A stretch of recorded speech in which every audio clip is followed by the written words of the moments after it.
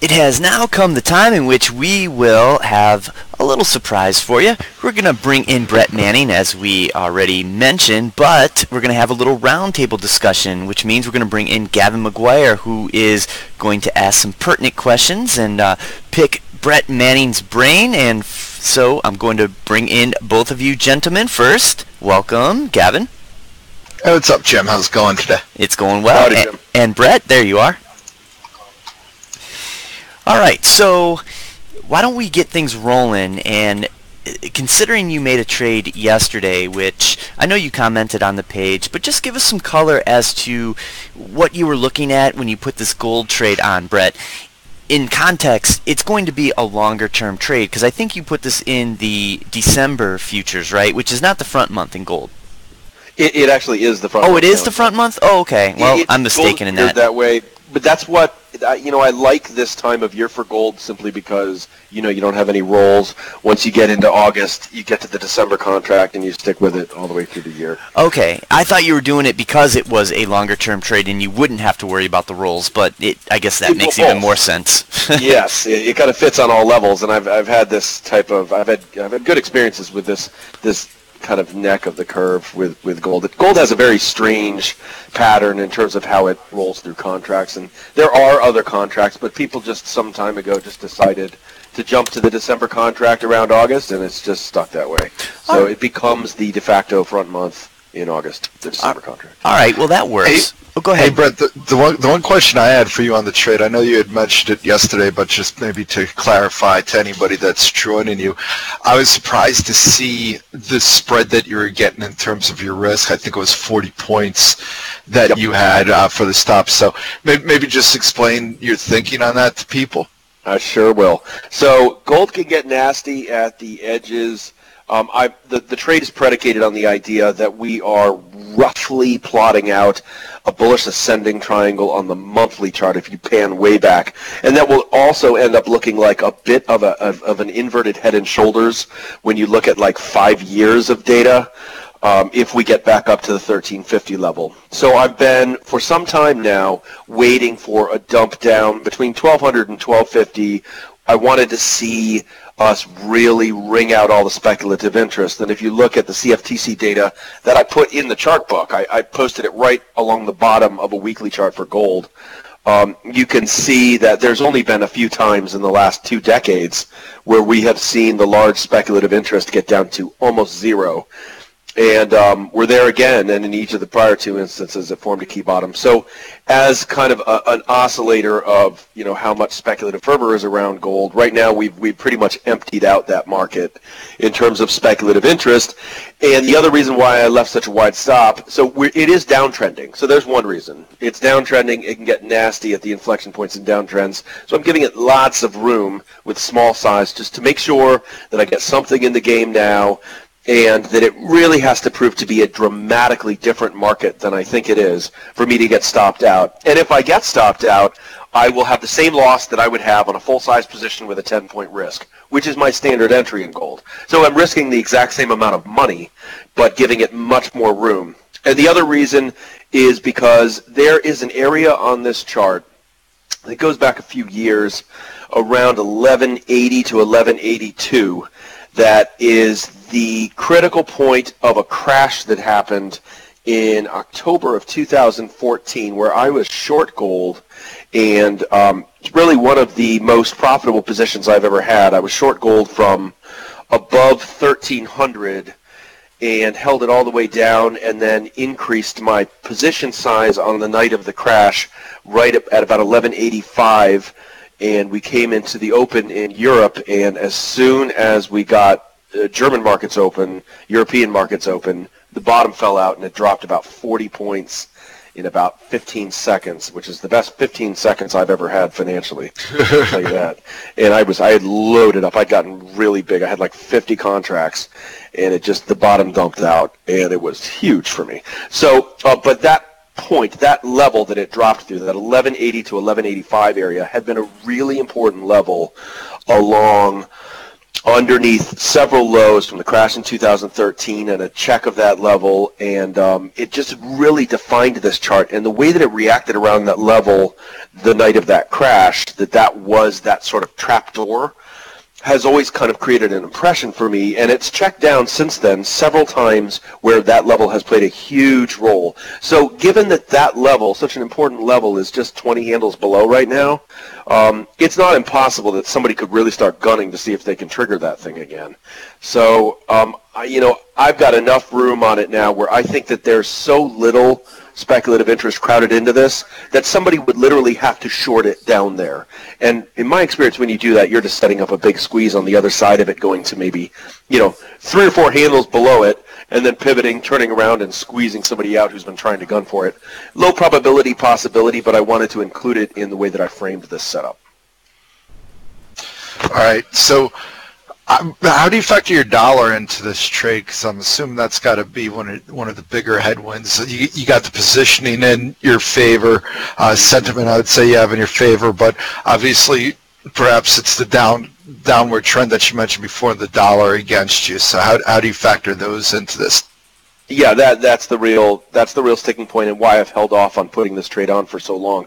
When it was at 1230, so I was short gold earlier this summer from about 1310 down to about 1250, and I covered, and I immediately started thinking at some point here I want to start getting long this, because I can see how we've started to ring the speculators out. We've gotten sort of that fourth leg of the ascending triangle pattern kind of coming into place, and the question is about timing it. And the one thing that kept me out was I've been waiting for a dollar breakout, a secondary breakout pushing above the highs that we saw come into place in May and June, and the lows that we saw come into place in the euro, pushing below that. So that's been a big part of keeping me away from this. I wanted to see that breakout happen, and the real problem with this trade, and the tough part about it, and probably another reason why I started so small, is just I'm still bullish on the dollar, and it's rare to see the dollar strong and gold strong at the same time, though it's not unprecedented. It does happen at times. So it's not impossible for gold to rally while the dollar is strong, but I certainly didn't want to be in it before we got that next level breakout in the dollar. So yeah, I mean that's the big issue with this trade for me right now, is trying to reconcile those ideas. But at the end of the day, gold's a very unique market. It really doesn't have to do anything. There's no it could be $2 million an ounce, or it could be $2 an ounce, and the world wouldn't have to be much different. It doesn't have necessary fundamental ties to some economic relationship where a big fund can do its research and really dig its heels in on some kind of valuation basis.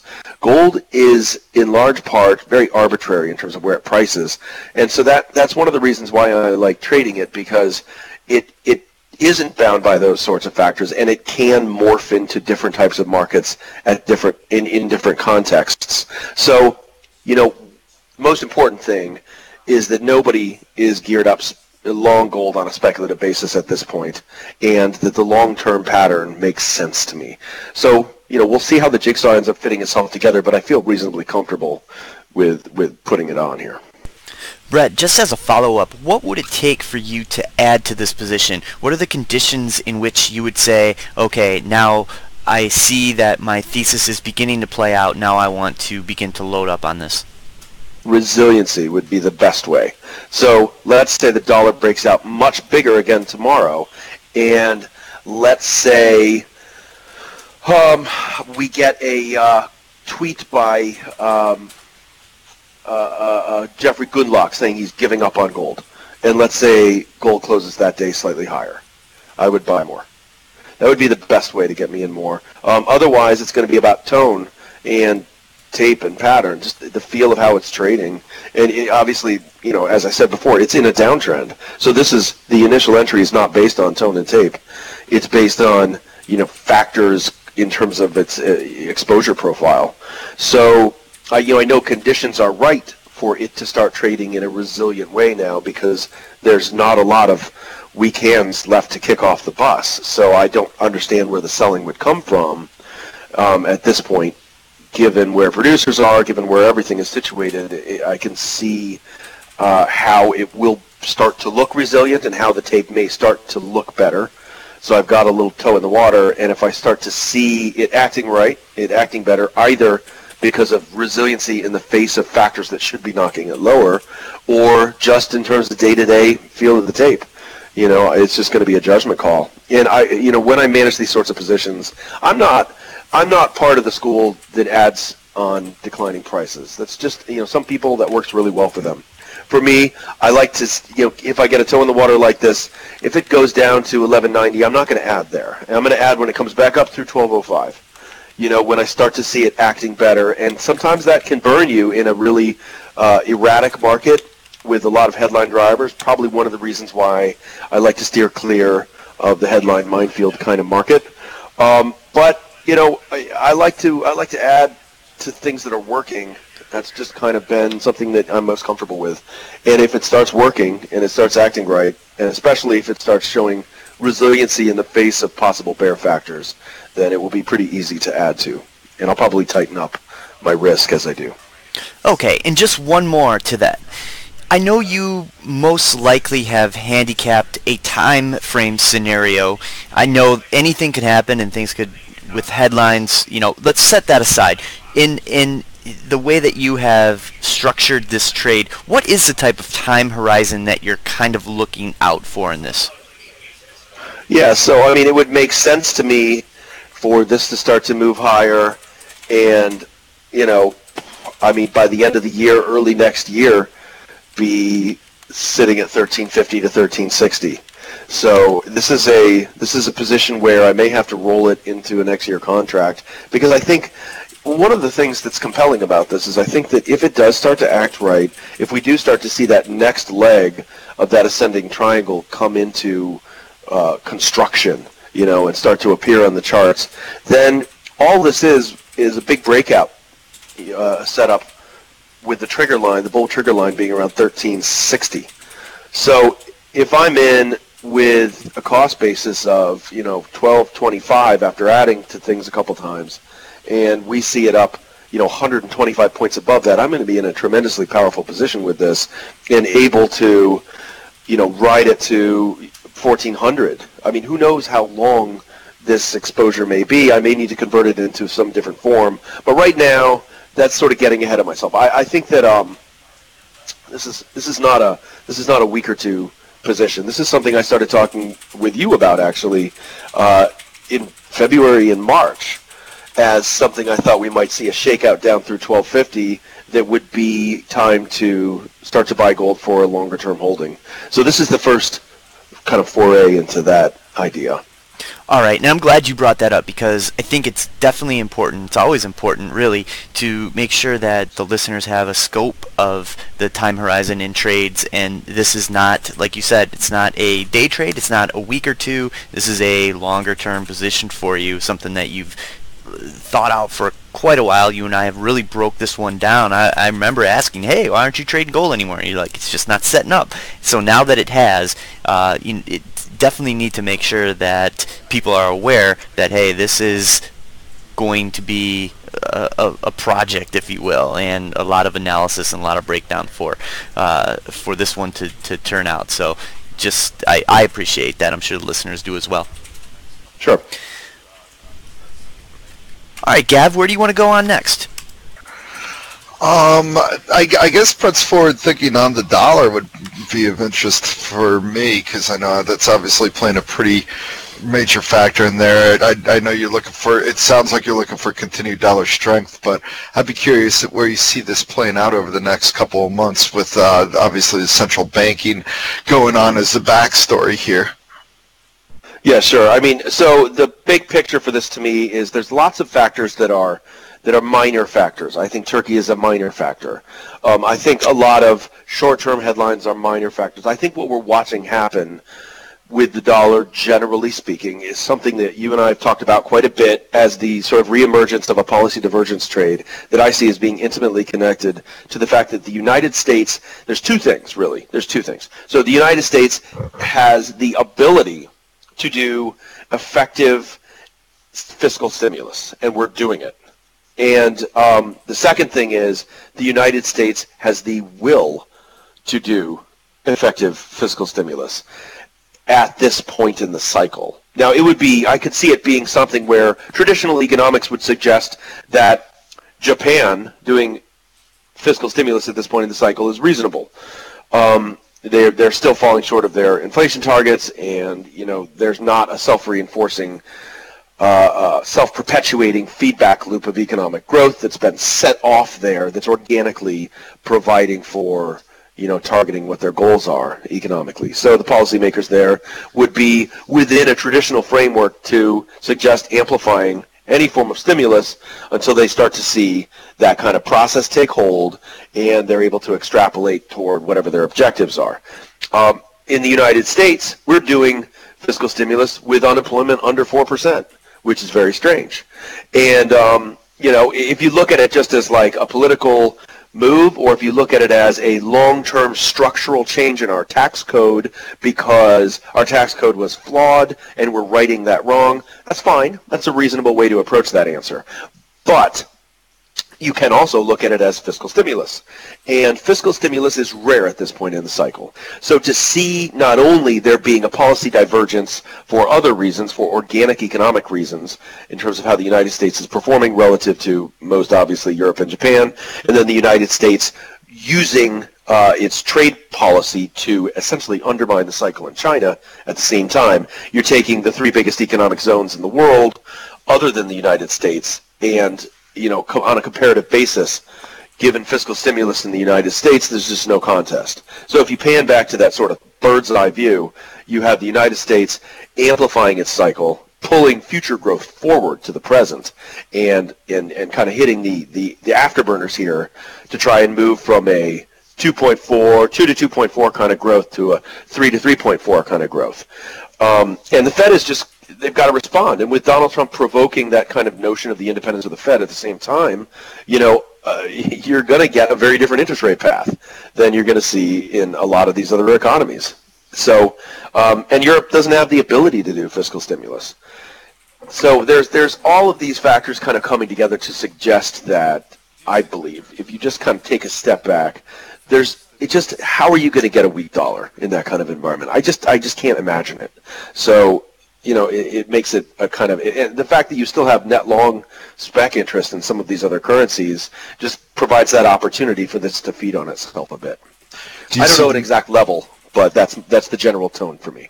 Do you see the midterms as a threat to that then, if the fiscal stimulus is one of the key drivers behind it?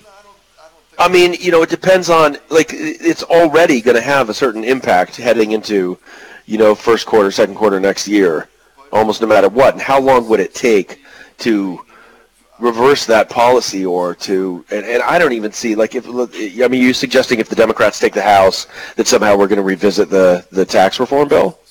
No, I don't think that that's going to be there's the idea that fiscal stimulus falls off a cliff in 2019, right, for the impact there. Yeah. But certainly a reining in of the ability to further cut taxes, I think, would be hurt. Sure. So, I think you'd hit a plateau in the fiscal stimulus story there, and then that obviously still leaves the central bank divergence. But I think one of the key reasons why the Fed's been moving as aggressively as they are is because they're trying to get ahead of the potential tailwinds from the fiscal stimulus. So no, I see. Yeah, and as one of the ways that I frame this idea is that this is an active idea for 3 to 4 quarters, and then it could reverse very much. So I think we talked about this another time too. If you start to have the ECB raising rates starting next summer, and this is when the effect of this starts to peter out at the same time, then you've got this kind of, sine wave that we're watching here at peaks and troughs. And right now is not the time to be shorting the dollar, but there will be that time. And, it's probably, 2-3 quarters out. Right, and I guess the other potential headwind for this, in a game theory situation, I'd be curious on how you see this playing out. Obviously, we always try to avoid any politics at all going on, but with the president, in that interview discussing how he'd like to see the Fed slowing down and everything, do you see any potential for an attempt at jawboning the dollar down a little bit lower? From the White House or the Fed? From the White House. Oh yeah, of course. I just don't know how you're going to. How they go about doing it. I don't know how you're going to. The way that I put it in the chart book is just that just seems like you're going to have a heck of a tough time. I know that's the preference of the White House, a weaker dollar. It's just you're stacking the deck the other way right now, and I don't know how jawboning is going to do anything. I've never understood how people react to the White House proclaiming its dollar preference. Like, I do not understand how that, to me, it's like something that wears off over the course of about 24 hours. They do that, it changes currency markets, and then whatever's going to happen reverts back to happening because, unless you start to take away the idea that the Fed is independent, then, it doesn't really matter what the White House's preference is. So, every policy that they're using is a strong dollar policy. The trade war is a strong dollar policy.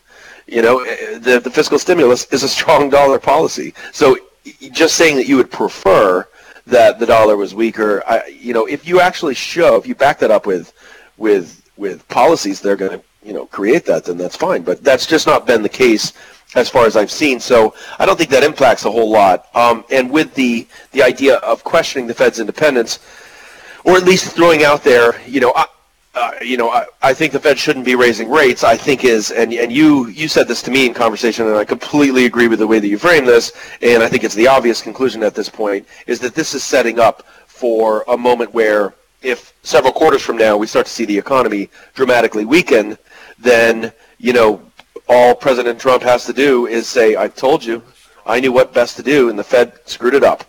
And, everything we were doing was right, but the Fed raising rates like that, that's what caused everything to go into the tank, and it's not my fault. So I think that's kind of, prearranging an explanation for if they have to weather a patch of rough stuff in the economy. Right, and then the obvious knock-on effect from the strong dollar, and I know you laid it out in your chart book, and that's the IWM, the E-mini Russell ETF.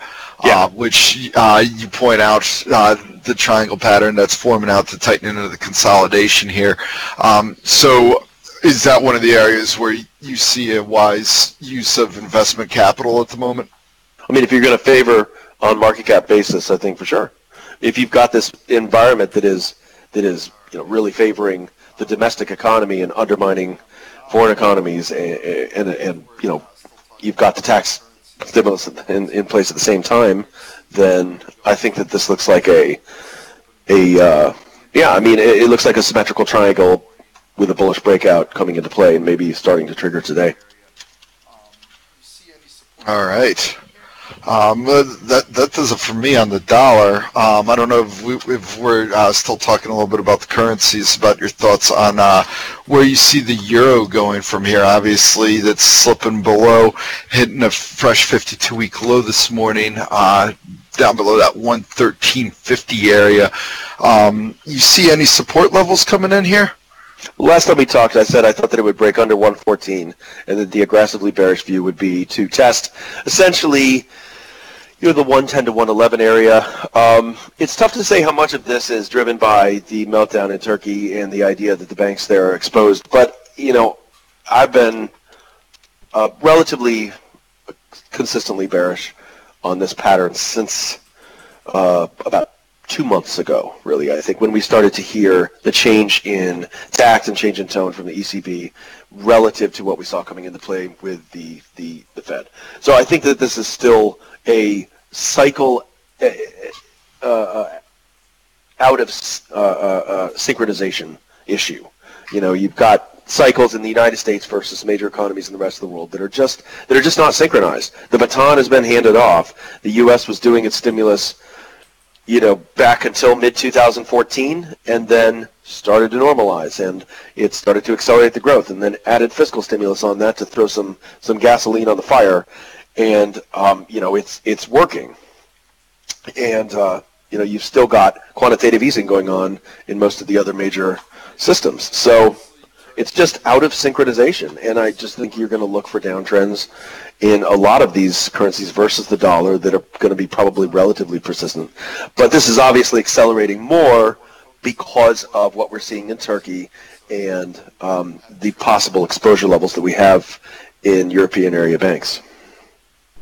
Okay, now I know obviously Turkey has been in focus, and Argentina, the peso, has also been in focus. Just quick thoughts on those two, and then I actually want to focus a little bit more on your thoughts on the Mexican peso, as I know you have traded that in the past. Yeah, sure. I mean, obviously we're seeing emerging market currencies blow up in tandem here, and every place where one thing that we've seen very regularly, and I'm not sure that it's appropriate anymore, but it's kind of like a habit of the established institutional financial universe, is to treat the emerging market space as sort of a single homogeneous item, and to move money in or out of emerging market exposure as if it's moving money in or out of a single country. And there's such variation now in terms of these different opportunities, but the kind of habit that has formed over the years has just kind of maintained itself. And when you start to see something like Turkey is a very individual situation, but it becomes feedback, and people know that it becomes feedback. So even if things are improving in some other emerging market country, it's improving because of foreign capital flows, right? That is the ultimate fuel that stabilizes and causes that growth spiral. This is the highest growth area that you can invest in, but it's also the highest risk, because if foreign capital flows start to pull back, then the bottom can drop out at any moment. It's always like a company with tons of debt. Are they going to make that growth curve head around the bend and start to become an organically self-sustaining system of growth? Well, they're not if their financing pulls out, right? And the EM space is kind of like that. And if you start to get people scared about, something like Turkey, then people invested in other places start to pull back because they think everybody else is going to pull back in terms of the EM space as a whole. So this kind of thing really has a lot of contagion just in terms of capital flows from major funding sources in terms of foreign currency flows into the emerging market as a whole.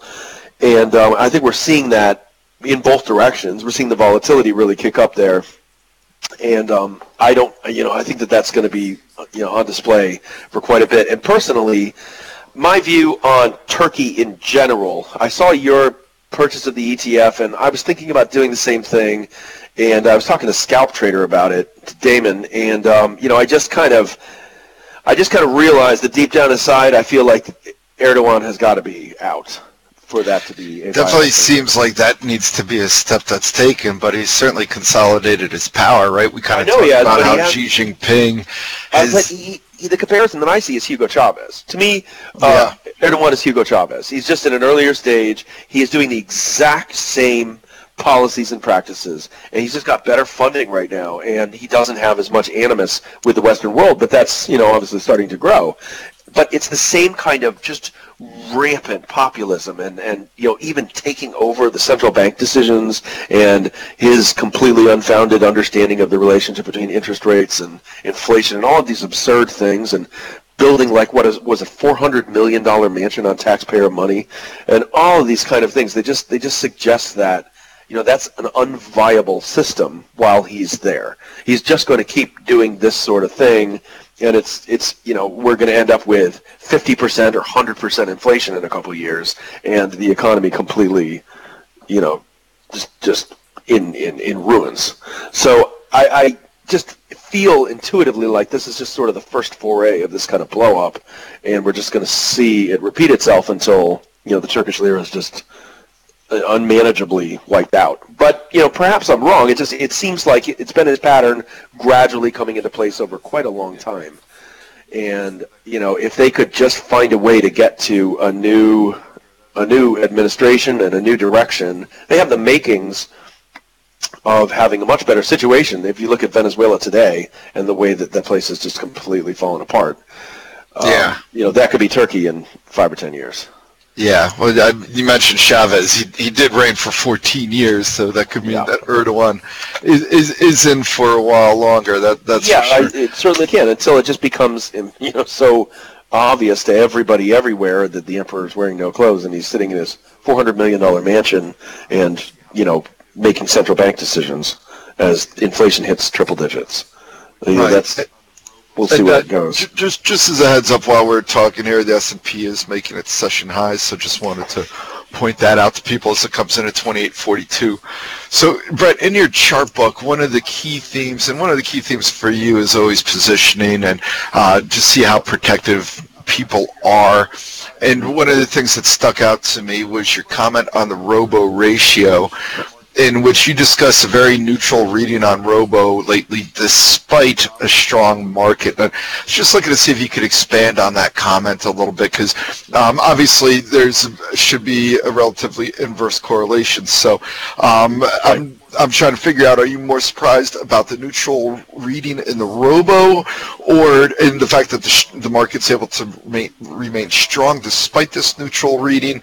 And also you talk a little bit about the bearish sentiment too, kind of being at the historical norms. So the primary thing that I was curious about was which were you more surprised about with the robo reading, and what do you think that potentially signals in terms of a whipsaw reaction to either headlines or actual events unfolding? Yeah, sure. Well, so the robo ratio, just for anybody who's not familiar with it, is the retail-only buy-to-open put-call ratio for options trading. So, in other words, people with small accounts using the options market to lever up those accounts and speculate directionally. The fact that it's buy-to-open means that it's not a hedge. So, in other words, establishing a directional opinion in the market from somebody with a small account using options trades. So the ratio is the ratio of puts to calls. Are you speculating on things going down, or are you speculating on things going up? And it's clearinghouse data. It's not self-report. It's actual taken from people's accounts. Obviously anonymously.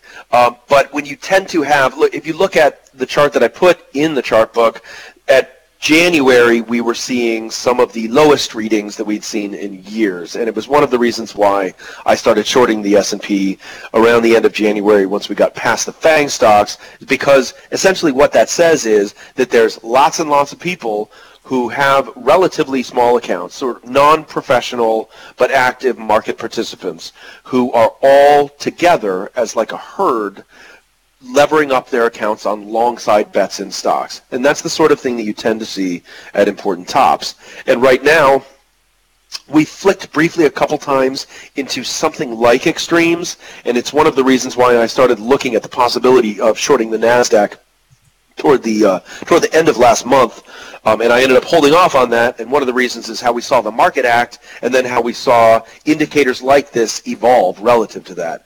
We saw, rather than seeing greater extremes of people levering up their small speculative trading positions on the long side, we saw them pulling back, but the market was still strengthening. So that suggests to me stronger-handed money coming in. It's money flows that you want to run with rather than run against. So generally speaking, I use this indicator to point out extremes. So when I see it in the middle of the range, but the market is trending higher, generally speaking, I'm not going to short that type of market. I like to see, for short, if we are trending higher like this, I like to see this type of thing at an extreme, because it exposes the sense that the reason the market is trending higher is because of too much speculative fervor among non-professional investors, and that's the most safe type of market to short. It's not really surprised. I'm not surprised by what I see at all. The middle of a trend looks like this, rather than the end of a trend. Put it that way. If you look back to what we saw last fall, this is exactly how it looked. Robo ratio neutral, number of bears neutral, market trending up. So, So the bottom line that's where we are. The bottom line on this, would it be fair to say that you're in the camp of the trend is your friend? Until I see something different on this, I'm Something probably not going to be fading it. Okay. All right. No, that's important. So with that, let's talk to one of the more volatile commodities out there at the moment, and that is oil. And there was one comment in your chart book that I was just curious if you could expand on. But first, just what's your general thoughts on black gold right here? So I've been looking for this to evolve from an upward trending market into a lateral trading range, and I think that that's what we're seeing here. The fact that we really have moved sideways now since April. We're basically flat. The 50-day moving average is flattening out. The 200-day moving average is still upward sloped, but it's starting to flatten out. And we have a kind of bounded sense of this market, I think, where on the downside you're talking about profitability of shale drillers and the degree to which U.S. producers are going to put pressure on the White House, which has become a real player in terms of global oil policy by their relationship with Saudi Arabia and arguably Russia. So they're taking a role in this, and so you've got that on the downside. The United States needs oil to be above a certain level to be profitable, but doesn't want it to be too much higher than a certain level for political reasons. And Saudi Arabia and most of the OPEC producers, I think that's a range where they're okay with. I mean, the Saudis are more afraid than you might think of seeing oil back at 100. While they make money in the short run, it also leads to a ton of new investment in different forms of energy and solar, et cetera, and it really kind of cuts the whole process short if you imagine a long-term evolutionary shift in terms of how we get energy. The irony there being that Saudi Arabia has kind of been a little bit at the forefront as of late in the solar investment, and then you start hearing about their Tesla investment too, potentially, right? So I mean, they're scared to death of the idea that oil is all they have, and oil starts to go out. Yeah, no, it makes sense. I mean, the volatility alone would lead you to try to diversify your revenue stream, that's for sure. Sure.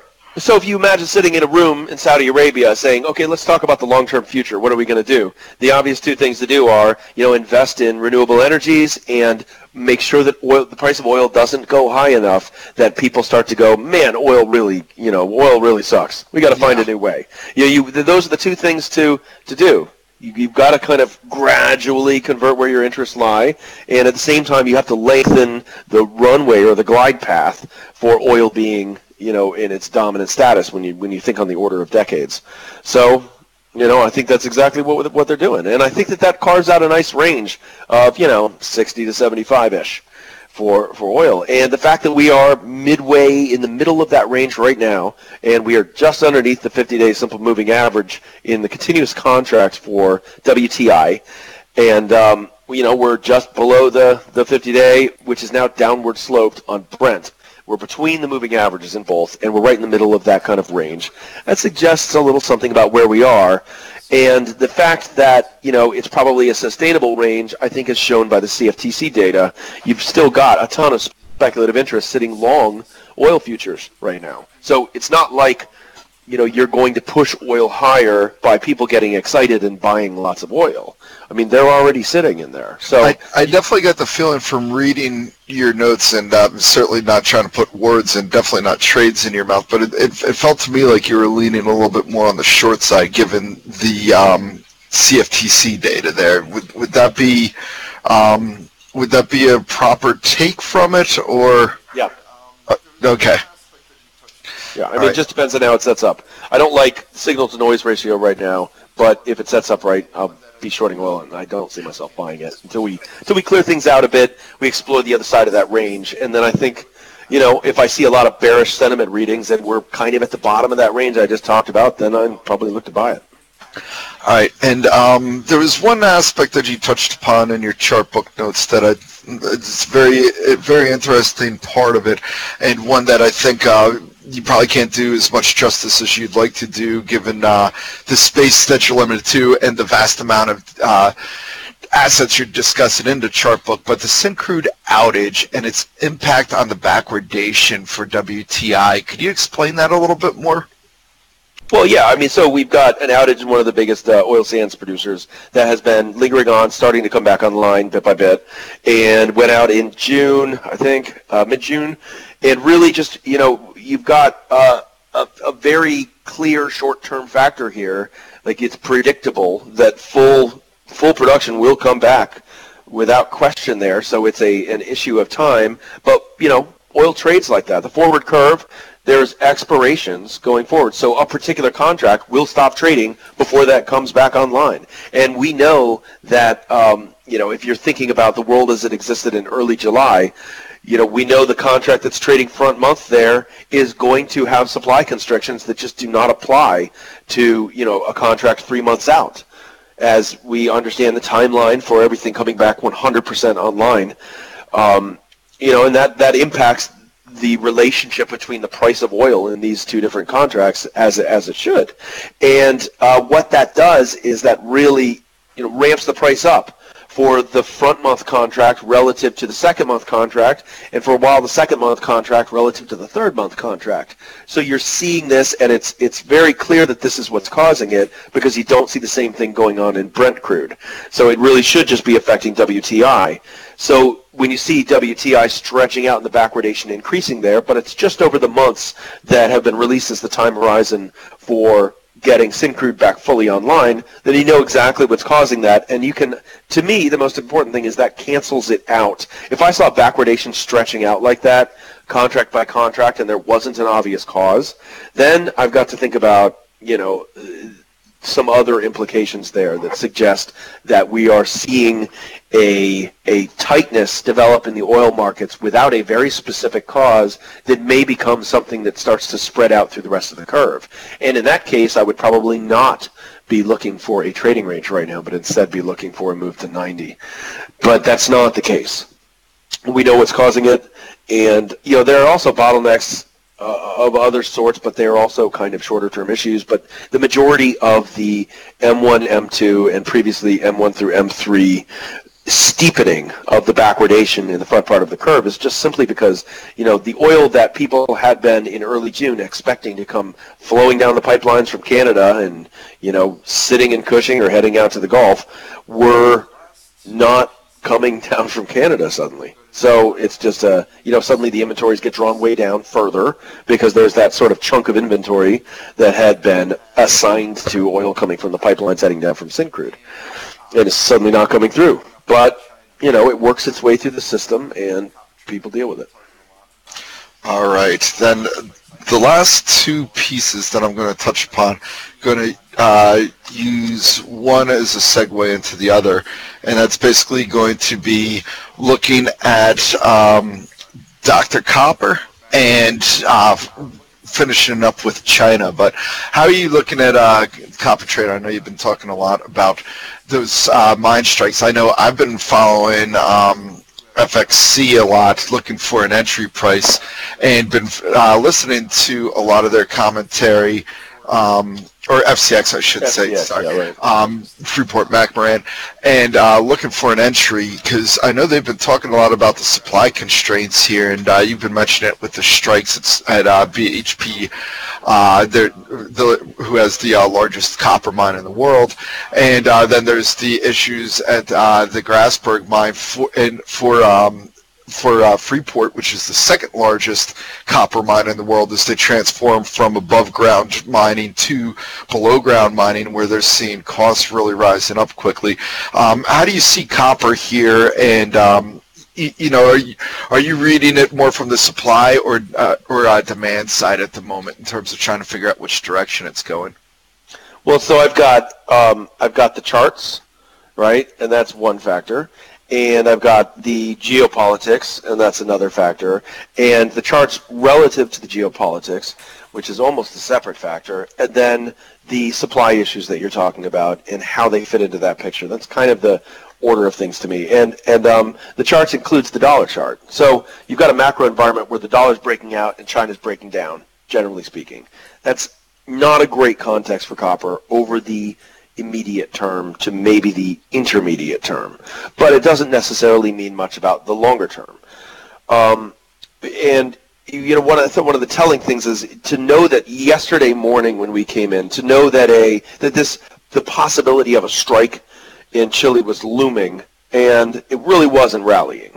right? And you kind of, it's coming down to the wire, nobody's agreed to anything yet, and you don't see shorts covering.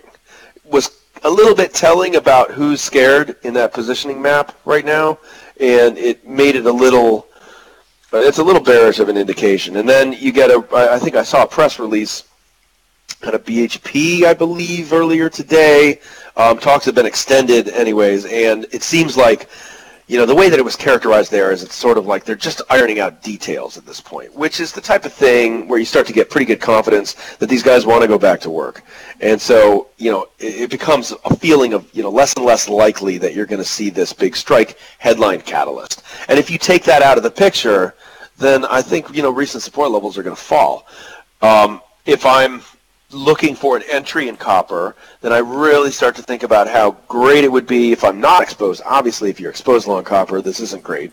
But if you're not exposed long copper, then a check of that 250 level on CME is something I started talking about maybe a month and a half ago as a possibility, and something that I think would be maybe signaled a little bit more.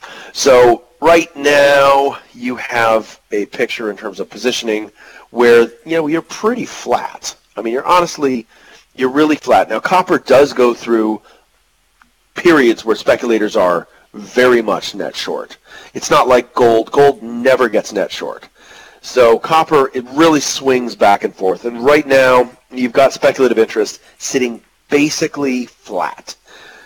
If we get to 250 and we get a big net short position, to me that's going to be really signaling an interesting opportunity because, again, you've got long-term supply issues and you've got a long-term cycle evolving. And, maybe you'll be walking into some kind of eventual resolution of the trade war with China at the same time. And all these things really start to mix together. So let's say where I am on copper right now is where I was on gold a few months ago. And maybe as we start to hit the end of the year, copper maybe starts to get down into that area, starts to have a large short position, and we start to see some of these issues resolve that let us move back into this position of saying, hey, there's this really, really interesting long-term opportunity in copper. So I think that's kind of where I am, and it's not acting right to me right now. The fact that you've got this strike catalyst and it just can't even be, nobody's covering, it suggests there's not a lot of weak hands in a situation where they're trying to speculate on it going lower, which, to me makes it tough to form a bottom like this. And obviously one of the key aspects for copper is the health of the Chinese economy. So I know we talked a little bit about the trade wars and stuff, but what do you think of some of these, either taking a look at the A shares, ticker symbol ASHR, or the FXI? You reading anything from these chart patterns that you're seeing in here in terms of trying to extrapolate the impact of the trade war on the Chinese economy? Where do you stand on China, I suppose, would be the basic question. Do you see the recent pullbacks as an investment opportunity too early to get into, or something that you'd be curious to dip your foot in, your toe in potentially? I think it's too early to get into. I think Xi Jinping had enough armor coming in that he's able to withstand this process for a while longer. And I think that they will be very stubborn and they will dig their heels in. And I think that they're okay with asset prices falling. They're okay with the economy tightening up because they're playing a long game. It's the same position I had, if we talked about this in February. This is the same idea. I think that the clear path for China is to think about 10, 20, 30 years down the road. And that's not by, validating hardliner anti-China protectionism in the United States, which is their biggest customer. That's just not going to be a process that's a good direction for them to go. And I think that, they know that. And I think that they come into the situation, nobody who's making these decisions in Beijing is going to suffer from this. They're in a position where they've consolidated a tremendous amount of power, and it's a command economy. It just runs differently there. And I think that the United States, maybe thinking of how we understand our cultural life to work, isn't necessarily the same model where decision-making in China is concerned. And I think they've shown that a number of times, and sometimes it seems almost offensive to us in terms of how those big long-term decisions are made with seeming disregard for individual citizenry. But it's been the process there, and people buy into it, and he's leader for life, and he's got a lot of clout. And if that's the direction he wants to go, then I think things are going to get worse. And people thinking that he's just about to fold, I just don't see that. I don't think that we've seen any kind of signs of that. And it doesn't make sense strategically for them. He would have to get to the point where there truly is going to be a loss of power, that there's going to be some kind of, either soft or hard revolution in China for them to take a different tact. So that's been my position for a while, and it remains my position, and that suggests that Chinese asset prices would continue to fall. Yeah, I know I've personally been a fan of trying to slowly get in on some of these, so we'll have to see how that plays out. BABA in particular, just this pullback, I think, is just really providing some interesting. Well, BABA may not suffer, in all that I'm saying. Alibaba may continue to do great. There may be a lot of big cap, big technology, global players that are just fine through a process like this. It's just, the small domestic A-shares kind of companies are a different process. A little bit of a different breed. It would be tough for him to throw in the towel ahead of the midterms, right? You got to figure he at least wants to see how President Trump and the GOP performs there before he gets ready to acquiesce to anything, I would think. I can't imagine them wanting to throw in the towel ahead of the midterms in the U.S. Yeah, because they want to see those results come in. And, well, they want to hand him a big trophy to take on the campaign trail. Yeah. There's that aspect of it too, for sure. So, all right. Well, I don't know, Brett. I think that does it for me. Let's see. Just quick, some house clearing here. Somebody's asking, how do you roll into a different month in gold futures? You want to address that real quick, Brett? How do you roll into a different month? Well, you'd sell one and buy the next. Yeah. If you are with me in December, you don't need to worry about it. That's the beauty of it. Right, and if you happen to get in August, it's as simple as selling your August and buying your December. Yeah, exactly right. So the equivalent amount. You might lose or gain a little bit and a little bit of arbitrage there, depending on the pricing of the two. It's that simple, just rolling over. You're going to get hit with the cost of the trade, and let's see, right now, just taking a quick look, I see September at 11.94, and December's at 12.01, so a 7-point difference there in the price. But yeah, that's basically all we're talking about when we're looking at rolling over. So, Brett, I think that does it for me. Jim, I don't know if you got anything that you want to ask of Brett here into the close? No, I don't have any additional. You guys did a great job of covering it all. Yeah. Well, as per usual, Brett, with that chart book, always good to hear your thoughts across the set level of asset classes. I know we didn't get to touch on all of them, but I'm sure we'll be following up with more of them down the road. But it's nice for you to be able to give a little bit more clarity on some of your thoughts there, as there's a lot of information to digest for users. Yeah, it's a good discussion. Thanks. So, all right, for those wondering, we will be posting this afternoon, a replay of the conversation, so you'll be able to listen to it a little bit more in depth on what Brett's thoughts are across the asset board. But Brett, thanks as per usual for joining us here. Thanks, Gav. Thanks, Jim. All right, talk to everybody soon. Okay, take care.